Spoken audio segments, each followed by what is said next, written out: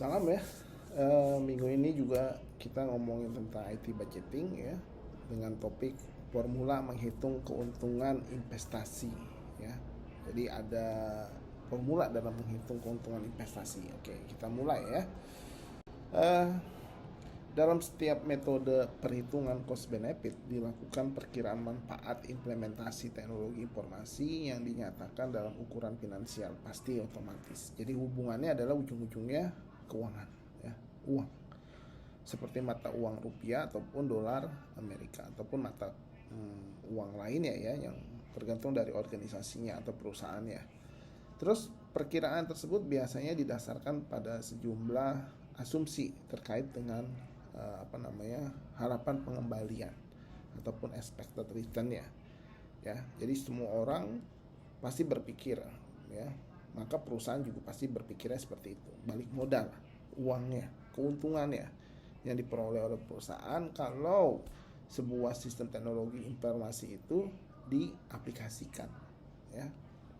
Jadi apa nih expected return-nya? Kayak MBCA ataupun yang lain sebagainya, dia punya expected return. Layanan yang kita gunain itu dikenakan biaya administrasi ya. Oke. Nah, sumber manfaat ya, manfaat tersebut dapat beraneka ragam ya, dalam arti bentuknya, asalnya, dan sumbernya ya. Jadi sumber-sumber manfaat itu kita lihat berdasarkan dari nilai transaksi yang diperoleh berdasarkan mekanisme perdagangan elektronik ya. Kayak misalnya kalau kalian lihat ojek online hijau muda ya ataupun hijau tua, mereka kan mengenakan biaya cas ya ataupun layanan ya. Jadi nilai transaksinya ada di situ. Lalu fee yang diperoleh perusahaan untuk setiap transaksi yang terjadi atau dibukukan ya, berapa persen yang dipotong. Nah, terus biaya overhead yang dihemat karena kehadiran aplikasi dan teknologi informasi. Ini juga akan mempengaruhi biaya overhead itu ya, tanpa ada print mengeprint dan lain sebagainya. Lalu mereduksi total biaya yang diperlukan untuk melakukan proses komunikasi, koordinasi, dan kooperasi ya, maksudnya bekerja sama dan lain sebagainya. Itu sumber manfaat lainnya.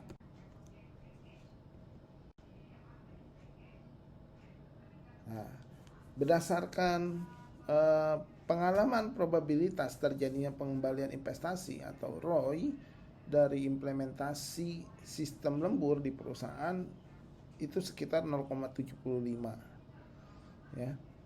Sementara diperoleh data yang mengatakan bahwa 8 dari 10 proyek implementasi sistem informasi lembur berhasil katanya yang artinya bahwa nilai yang harus dimasukkan sebagai value manfaat dan teknologi informasi adalah 30 juta, bukannya 50 juta yang diperkirakan sebelumnya ya. Jadi bukan kita harusnya nggak usah rugi ya, nggak rugi 50 juta ya, tapi harusnya kita bisa menutup keuangan itu sebesar 30 juta ya, dengan hasil yang model seperti itu ya, 0,75 dikali 0. Jadi ROI tipenya dikali conversion success-nya. Nah, untuk mencari angka kedua probabilitas di atas, manajemen biasanya melakukan riset kecil. Gimana caranya mengumpulkan informasi atau referensi terkait dengan ukuran tersebut, 0,75 sama 0,8. Ya, kayak banyak lembaga di dunia yang telah melakukan riset serupa ya, kayak AC Nielsen, Gartner, Jupiter, dan lain sebagainya, di mana hasil dapat dengan mudah diperoleh melalui internet. Kita tinggal bisa cari ya. Terlihat ya, 12%. Implementation complete-nya 30%. Highly successful sama moderately successful ya, 27 plus 50. Nilai real yang didapat perusahaan sebagai manfaat dari implementasi teknologi informasi di kebanyakan kasus ini lebih lebih kecil dari nilai manfaat yang diharapkan melalui hasil perhitungannya. Nah, kita lihat value investasi dengan metode value analysis ya. Jadi seringkali manfaat dari diimplementasikan suatu aplikasi tertentu tidak dapat dibayangkan oleh para stakeholder ya. Karena kebanyakan dari mereka tidak punya latar belakang terkait masalah TI ya. Jadi mereka itu ya nggak tahu lah ya. Nah, buat mengatasi keraguan-raguan dalam melakukan investasi terhadap sebuah proyek TI yang besar, bukunya Ken tahun 81 memperkenalkan metode evaluasi investasi yang dikasih nama yaitu value analysis. Nah, Ken ini menggunakan metode ini buat membantu para eksekutif menilai tingkat manfaat implementasi aplikasi DSS, Decision Support System. Gimana? Nah, ini ya. Value analysis ada 8 langkah yang menjadi 2 tahap. Ya, langkah pertama mengidentifikasikan nilai intangible benefit ya, yang tak terlihat tetapi bisa dirasakan manfaatnya. Yang kedua adalah menstabil maksimum cost willing to pay-nya ya. Terus kita bangun prototype kalau biayanya itu bisa diterima.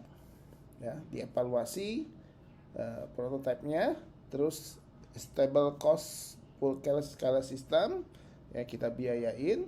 Terus mengidentifikasi keuntungan ya dari kebutuhan justifikasi biaya. Bullet full scale ya sistem kalau benefitnya bisa kita terima. Nah, langsung masuk ke enhance functionality of full scale sistemnya. Nah, ini adalah value analysis. Kita lihat tahap pembangunan prototype. Ya, melakukan identifikasi terhadap manfaat seperti apa yang dapat diperlihatkan kepada stakeholder.